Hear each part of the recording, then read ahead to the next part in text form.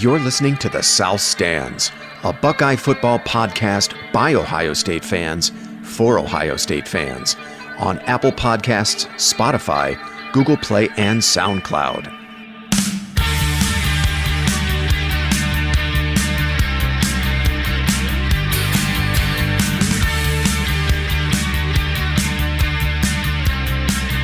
Guess who's on the line with us? Jimmy. Hey, Jimmy. All right. Dr. Ribeye. Jimmy, you there? Evening, ladies. 4-3. Well, hey, why don't we, let's just start talking, and I'll just figure out in the recording where to start for the podcast. Cool. So, I guess we'll start OSU Wisconsin. In the last pod, we started with some other Big Ten games going around the country. This is a Buckeye podcast. So that's true. Behoove us to start with the Buckeyes. Good point. Good point. Keep the main thing, right? Right there. So we got. So Chad, you keep a pretty close watch on the line. Last I saw, it was 14.5. Is that still OSU minus 14.5? Yeah, still 14.5. So, and as Tim mentioned a little bit earlier, it's supposed to pour rain down in Columbus on Saturday. I heard about this. 90 to 100% chance of rain is what I've heard. Yeah. Interesting. Fields has been throwing wet balls all week. Yeah. It's all good. Yeah. I heard Joel Klatt talking about this game. Now, granted, he's doing the game, right? He's on the broadcast. He's on the call. Him and Gus. Yeah, for Fox. It's their big noon kick. So, he has to be careful about what he says, and he has to be very measured in his preview of the game. Like, for instance, Herb Street almost never does, like, pregame interviews for games that he's calling, and, of course, he doesn't give predictions. But I heard Klatt say something, and I've seen this out there, which it just doesn't make any sense to me, which is that most people, and I think probably all of us today on this podcast, didn't think Wisconsin had much of a chance in this game to begin with. And I think a lot of people saw it that way. And then they lose to Illinois. And this is Klatt's rationale. The fact that they lost to Illinois makes them more dangerous on Saturday. And I'm like, okay, but if you didn't think they had a chance to beat Ohio State, and then they lose to Illinois, a team they were favored to beat by 31, and how does that, in your mind, make them more dangerous? And I get it, that they're going to be angry. They're going to be, or it might give them an opportunity to fix some things that were broken. But I don't know, if you weren't a big believer in Wisconsin to begin with, then they lose to a team that they should have beat. That, to me, in my mind, I don't know. I don't see how that makes them a more dangerous opponent in this game. I don't know. What do you think, Chad? I'll be honest with you, Z. I'm really not concerned about Wisconsin. I can see kind of where people are coming from, they're going to come all pissed off with a chip on their shoulder and, try to prove to the whole country that they are legit, But, I don't see that defense being able to stop, slow our offense down. So, and on the flip side of that, their offense is pretty one-dimensional. And I like the linebackers and defensive line in that game, So I'm not worried about it. I think they covered the spread easily. Okay. Jimmy, what do you think? It's been a while. It's good to have you back on. How do you see, just give me your initial impressions of how you see this game. All right. So first of all, let's get something clear here. The podcast was originally my idea. I just didn't know. I just didn't know that my presence was a requirement for the podcast. Oh, well, it's. Well, it's nice to have you on, Jimmy. Thanks for joining us. It's always a pleasure, buddy. Thanks for your presence, Jimmy. Get to your pick. Thank you. Settle down. Settle down. All right. So, I can look at this two ways, Zach. And I'm looking at the Wisconsin game from last week, and I'm thinking to myself, is that an Ohio State, Purdue, or Iowa moment? Mm-hmm. Or are they just not that good? Mm. And I tend to think that they're probably just not that good. And of course, we'll find out Saturday, right? Oh yeah. So, look, I'm taking the Bucks. If you want the line, I'll give you the line, and I'll give you my pick, or we can cover that later. But I really think that's something that we should just discuss. Did they go into the Illini game thinking that, this is Purdue, this is Iowa, we can just roll these guys, and they just got caught on their back heels? Or are they as good as they were the previous 5 or 6 games? I think they're 6-0. We're 7-0. They're 6-0. So the previous 5, or they were going into that game. Right. Are they a 6-0 team, or did they just, have a mind melt there? That's kind of what I'm struggling with. Yeah. Well, I certainly thought that there seemed to be some signs that maybe some signs that maybe they weren't quite as good as, the 6-0 record and the 4 shutouts and where their defense ranks. I mean, they rank, among the top 3 or 4 in most of the really important defensive categories. But I look back to the way they played against Northwestern, and that game was in Madison. And they ended up winning that game 24-15. They jumped out to an early kind of a big lead. Northwestern made a comeback. But in the end, Northwestern actually ended up outgaining Wisconsin in that game. It was like 255-243. They held Wisconsin to 243 yards of total offense in Madison. So if you're looking at common opponents, and I know you can't always, the transitive property doesn't always apply here, but I do think it is somewhat revealing. If you look at how Wisconsin played against Northwestern a few weeks ago, they ended up getting the win, but Northwestern really limited them offensively and ended up outgaining them. So I tend to agree with you. I think it's more that Wisconsin is not quite as good as these early games would suggest. And if you look at how Illinois won that game, and we talked about this on the last pod, I mean, Illinois they were controlling that game in the second half. They were actually running at will against, well, I don't say at will, but they were very effective running the ball in the second half. And they actually ripped off some explosive plays as well. They had a 48-yard touchdown, a 43-yarder, a 30-yarder, and they had another long one called back because of an ineligible man downfield. So Illinois was really kind of hitting them all over the place in the run game and downfield in the passing game. So I tend to agree with you that maybe this Wisconsin team's kind of a paper tiger. Tim, what do you see initially here in this matchup? I don't see anything differently than what you guys have said. I mean, I said it last week. I think Wisconsin is a solid Big Ten team. I think they've had the luxury of being in the West, which has allowed them to win the conference a bunch over the last few years. But typically what's happened, right? They win the West and then they get rolled by us. So that's what I see happening again.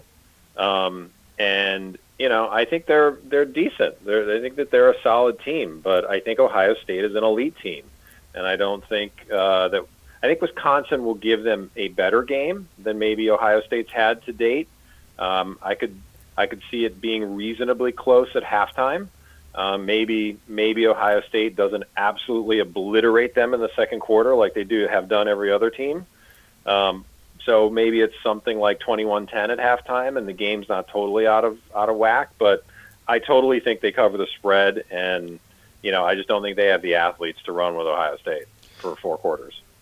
Matt, how do you see this one? What do you think? So everything changes because now they're mad. I mean, Right.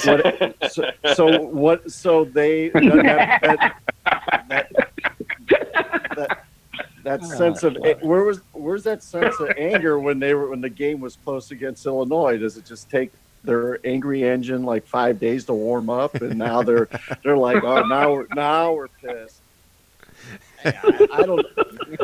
The thing is like, it's like I don't believe Michigan looked that angry after barely beating Army. The thing is, it's like it doesn't really matter about Wisconsin.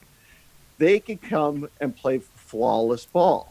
It will take OSU playing outside of their game or what they do well for this game to be close. I'm not even going to say a loss because they don't have enough weapons offensively and defensively. They have what I call spot players that can hurt you, but no one who can not a culmination of players or that can really bring you down. So, like Tim said, and I totally agree, they're not a middling team. They're a good team, and probably they will be the best team in terms of talent and skill that we have played yet. But it doesn't take much for us. I think that's be played in rain is actually going to help them, but it's just going to keep the score a little less embarrassing, in my point of view. Okay. Yeah. I've gone back and I pulled up the box score from the 2017 Big Ten title game. We played Wisconsin that game. We decided to play J.T. Barrett on one good leg for some reason. I mean, Dwayne Haskins had that great second half against Michigan the week before, but for some reason they decided to play Barrett against Wisconsin the following week on a surgically repaired knee. But I digress. I'm looking at the box score from that game, and that Wisconsin team has a very similar profile to this Wisconsin team. Actually, I mean, Wisconsin's had the same profile for the last 20 years, but between the 17 team and the 19 team, very similar. I believe that Wisconsin team came into the Big Ten title game as statistically the number one ranked defense in the country. And you had Jonathan Taylor. They were, he was their entire offense, the best, in air quotes, the best running back in the Big Ten. Ohio State in that game outgained Wisconsin 449 to 298. And you guys probably remember that J.T. Barrett could not hit the broadside of a barn with a football that day. He missed a lot of open guys. It could have been a lot worse. Ohio State jumped out to like a 21-7 lead, and it looked like they were really going to blow it open. But Barrett just could not hit the open man all night long, and that kept Wisconsin in the game. In that game, Jonathan Taylor finished with 41 yards on 15 carries. He averaged 2.7 yards a carry. J.K. Dobbins in that game, 174 yards and 17 carries. And I see this game playing out similarly in those areas, only Ohio State is much better at quarterback in the games in Columbus. And even with the rain, I mean, I think it's going to have to be a really torrential downpour with wind to really turn this into the kind of game that where Wisconsin has an advantage, right? Where it has to be played in between the tackles, much like the 2015 Michigan State game in the Shoe, where the conditions were so bad that it had to be played, inside the tackle box the entire time. Tim, I don't need to remind you, you were there, you remember. So that's kind of how I see. Those are my initial impressions. Chad, how do you see this game? Well, why don't you go ahead and give me your score prediction? All right, I see his score being Ohio State 48, Wisconsin 23. 48-23, Ohio State. All right. Yes. Jimmy, what's your score Are we prediction? doing the over-under as well, Zach? Sure, whatever you want, yeah, sure. All right, wet field. First half is going to be rough, but it's Bucks 35, Whiskey 17. Under-over, I'm taking the over. Under-over is 49. I'm going over. All right, over. Okay. Tim? All right. Mr. Gallagher. Yes, sorry. I think it's 21-10 in the first half, and I think it's 38-17 at the end of the game. Cover the spread. 38. That's too close to my score, Tim. What was your score? 35-17. Pay attention. Are you going to hold it 38-17, Tim? Is that your prediction? Yeah. All right. No, Jimmy's going to be close, and I'm going to be right. What's this? The Price is Right? All right. The price is wrong, bitch. Matt? 38-13 is what I have written down. 38-13. Price is wrong, bitch. Fucking ripping me off. I can take a picture of my sheet. I got it written down. I wrote up my predictions and stuff all on a sheet of paper. So I'm not going to waver from that. I went first, Mike. I'm gonna make a pick on behalf of my father-in-law Ken Meyer. He's actually here with me this week. We're having a bachelor's week while my wife is having a girls' week back in Michigan with their girlfriends. 34-17 is the way he sees it. And I'm just thinking about mine right now. I'm going to say Ohio State 41, Wisconsin 14. I like it. Yeah, Nice. I just how's Wisconsin? I mean, if you have Northwestern really limiting that Wisconsin offense in Madison, no less, and then you have Illinois holding them to 23. Now I know Wisconsin was over 400 yards of offense in that game, and there were some turnovers late. It was a red zone turnover. But, still, Illinois managed to hold that Wisconsin offense in check and hold them to 23 points, I believe. It was 24-23 was the final, if I'm not mistaken. This Ohio State defense is a different beast. And I think their focus this year, there's a whole new focus, a whole new energy about this team. And I think Ohio State's going to show that. I think they're going to take it to Wisconsin, and I don't expect it to be close. 41-14. The one question I do have, though, is who is Jack Cohn, this quarterback? Who is this guy? He's completing 67% of his passes. He's got 9 touchdowns and 2 INTs. He had a horrible interception that cost them the game last week. But I'm curious, who is this guy? I mean, if Wisconsin's going to have any chance in this game to keep it close or spring the upset, he's got to be exceptional. And what do you think, Matt? So, what I was thinking is that he has a game that actually plays something into a strength against Ohio State in terms of he doesn't overreach. He seems to do the short passes, and I think it's a nice compliment to what Taylor can do, because they're not trying to bite off more than they could chew. They could get first downs and just move it along, keeping Ohio State off the field. But I think he's the type of quarterback that could have success. He's not going to do any kind of grand play, but his accuracy is good enough to where he could, get a couple first downs in a row and, maybe make things a little interesting. Right. Yeah. I mean, at first, when the season started and I watched him play, just from the eye test, I was like, this guy, Wisconsin's going nowhere with this guy. But then as the season went along, I'm looking at his completion percentage, and he did in their last couple games. He made some nice throws down the field.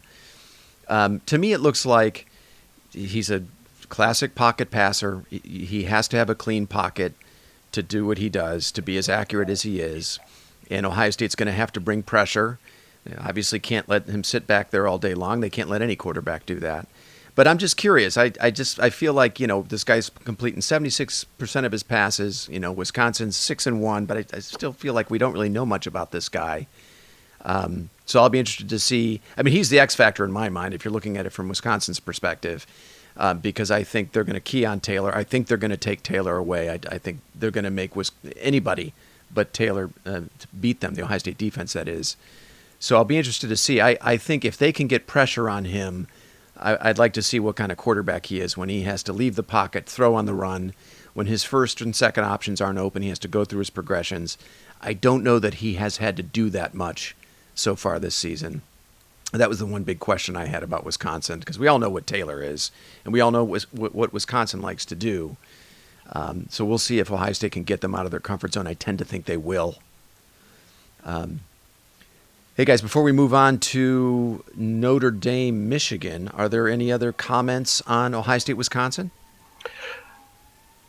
Matt? The only thing I would really say is that the matchup that I'm really looking forward to is Zach Bond versus Dobbins, and I think that's one of the key to see how well. All right, let's let them get to the fire.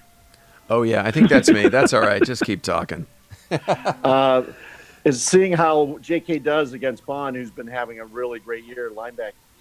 I think he's the inside linebacker. If he can negate Dobbins' effect, then I think that could be another interesting wrinkle. On the other flip side, if Dobbins takes the challenge of wanting to show that he's a better runner in the Big Ten in the country than Taylor, then this is his opportunity. And I'm leaning toward J.K.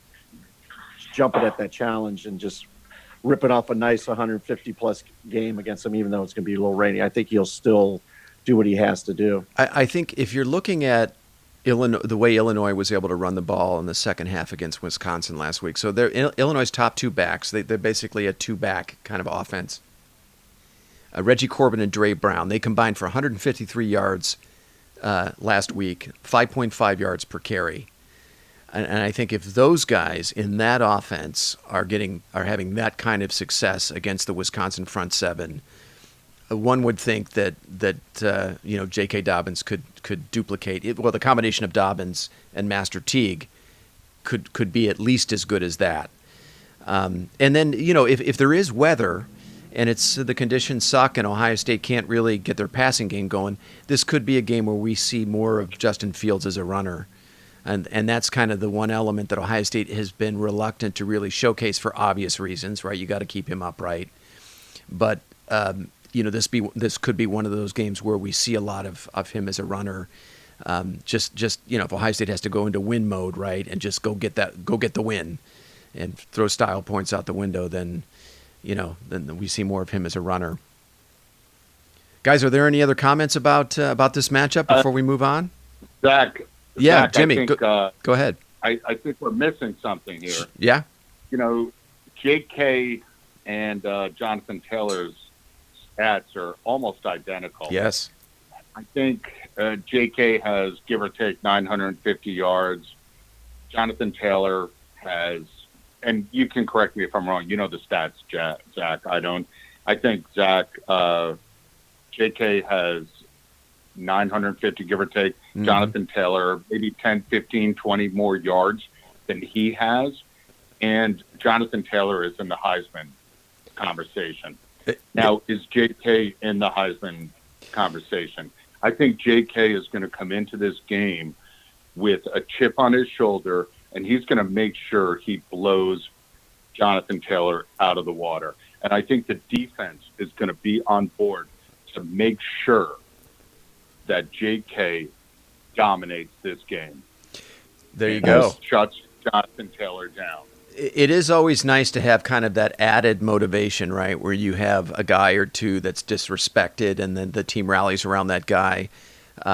So just to back you up here, Jimmy, I looked up the stats. So right now, Jonathan Taylor has 957 yards rushing. Dobbins is just 10 yards behind him at 947. They are number 3 and number 4 nationally in rushing.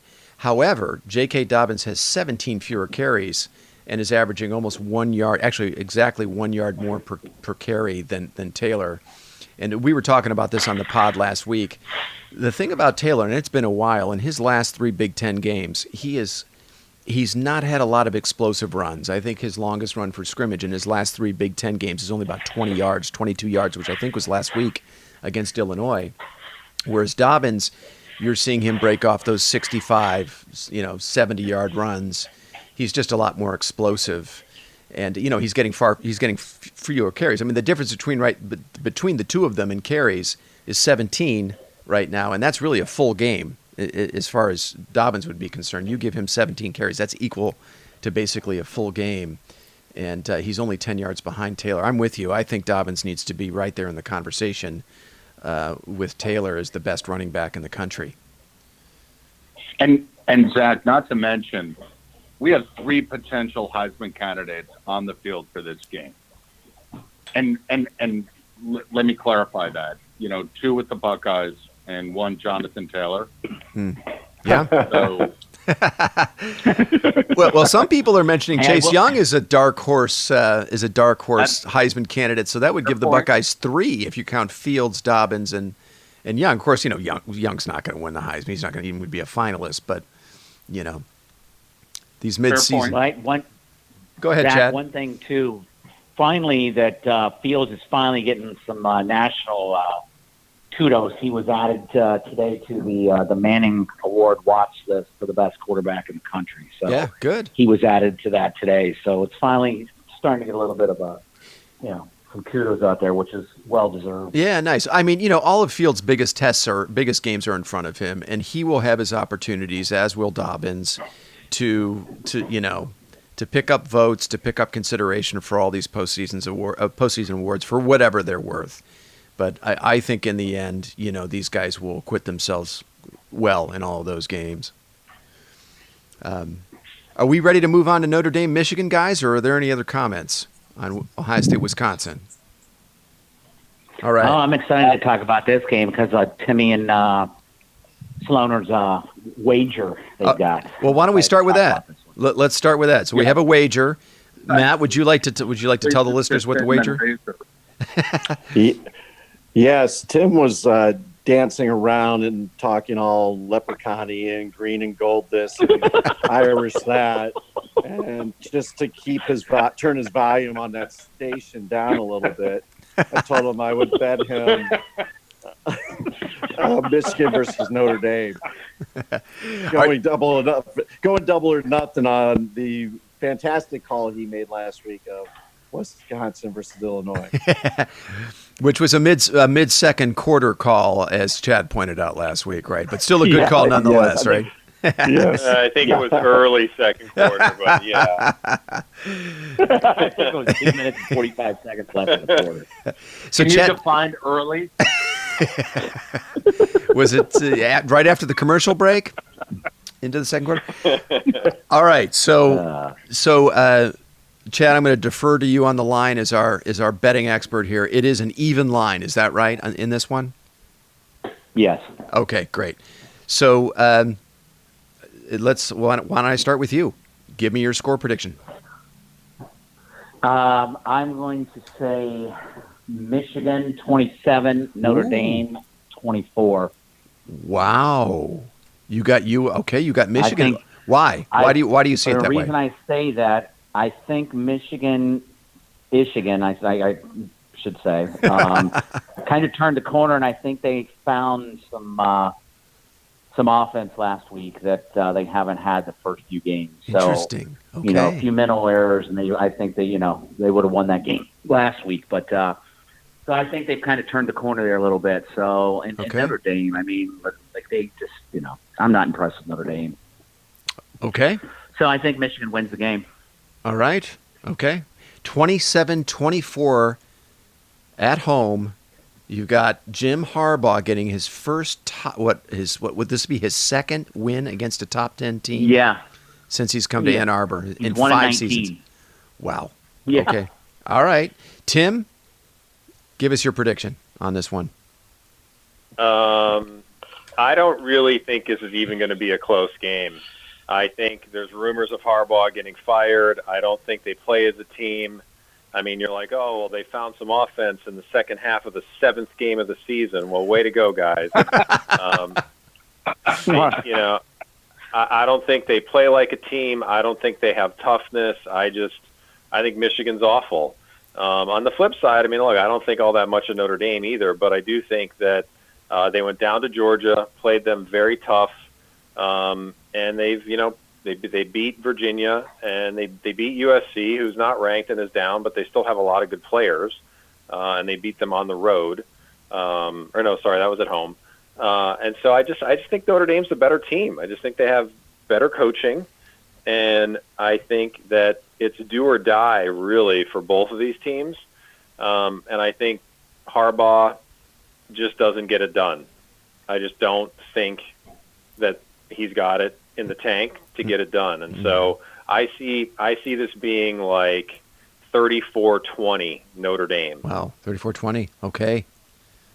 All right. Matt, what's your counter to Mr. Gallagher's prediction? So let me be very clear about these two teams. I don't like either one of them, like not even a little. I don't like them a lot.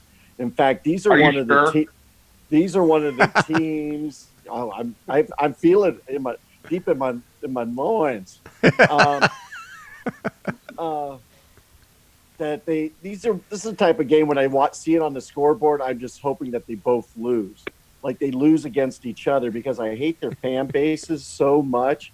Matter of fact, I think both their fan bases would actually wish that they could play each other like 14 times during the season and then fucking have a little circle, well, maybe even a parallelogram, like a parallelogram jerk. They could mess up a circle jerk by trying to get it all fancy and shit.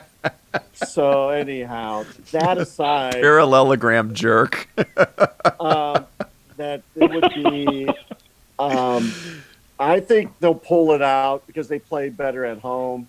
27-20, Michigan. 27-20, Michigan. Okay. Jimmy, how do you see this one? All right. First of all, it's good to know that Sloaner Razor is a huge Michigan fan and Tim's a huge Beast fan. Let's just set the record straight and document that for starters. Since our good buddy PVH is not on the line, and our thoughts and prayers go out, I'm going to go with the PVH prediction. I'm going with 4-2 Notre Dame with a victory, and Harbaugh will not even get another victory. You got 3 safeties in the game. Yes, I do. Nice. The whole game is going to be played between the goal line, and the 5-yard line. That's it. Wow. Mark it. So I just refreshed the game cast on this on ESPN.com, and Michigan is now a 1-point favorite for whatever that's worth, -1. So that The Slaughter effect. The Slaughter effect. So, okay. Chad, I think it was you that was saying that you felt like Michigan may have found something in the second half, offensively with that that torrid comeback they had in Happy Valley. But I was thinking about that. I mean, this has been a trend. Michigan showing up late to big games. They have to overcome a big deficit, and they either, and they eventually run out of gas and end up losing that game. And if you go back, I actually went back and looked at the box score from last year's game in South Bend between these two teams, and Michigan fell behind 21-3 in this game and fought back and made it close, but they ended up losing nonetheless. And it was the same story in Columbus. 2 months later, they went down 24-7. They came out flat and had to overcome a big deficit, and they did with a little help from Ohio State. They closed the gap a little bit, but in the end, they couldn't get it done. Same thing in their bowl game against Florida. Same thing this year in Madison against Wisconsin. They were losing that game 35-dick. They were losing last week against Penn State 21-0. There's something missing here with this team, obviously. Harbaugh cannot connect with these kids emotionally. He cannot get them up emotionally for these games. They start out every one of these games flat. I don't know, and I know this game's in Ann Arbor, but I don't know why. There's no way I can bet on Michigan in this game. I just the big game failings and Harbaugh's inability to get them up for these big moments. There's just too much evidence. So I like Notre Dame in this one. I agree with Tim. I think the natives are restless in Ann Arbor, and I think they're about fed up with Harbaugh. And this is not unusual. You see these guys, they get they're able to get some things done at other stops, but then they show up somewhere else, and their magic runs out. I mean, you kind of seen it with Chip Kelly right now at UCLA, right? I mean, these guys bounce around. They're successful at a few stops, but eventually they run out of tricks. And I think that's what's happening here with Harbaugh in Michigan. I'm going to take Notre Dame 31-17 in this game. I think they come in and they put a beat down on Michigan in the Big House.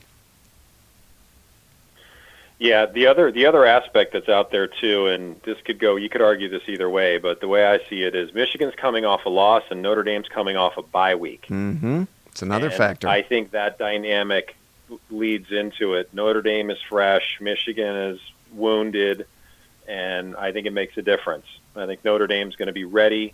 I think Michigan's been dealing with questions all week about Harbaugh, and he wrote, I don't know if you guys saw, but he wrote a letter, and I guess it was, I don't know if it was an email or a letter. I think it was a letter that he signed and sent to every one of the players' families, basically saying, I'm sticking around. These rumors come out every year. Our enemies are doing this to us. Like, it was a typical weird Harbaugh letter. And, I think that game is over. I think when he was weird in year one, people thought, well, this is Harbaugh and, he's going to make it happen. But when he's weird in year 6 and nothing's happened, I think that's a recipe for you're going to be gone soon.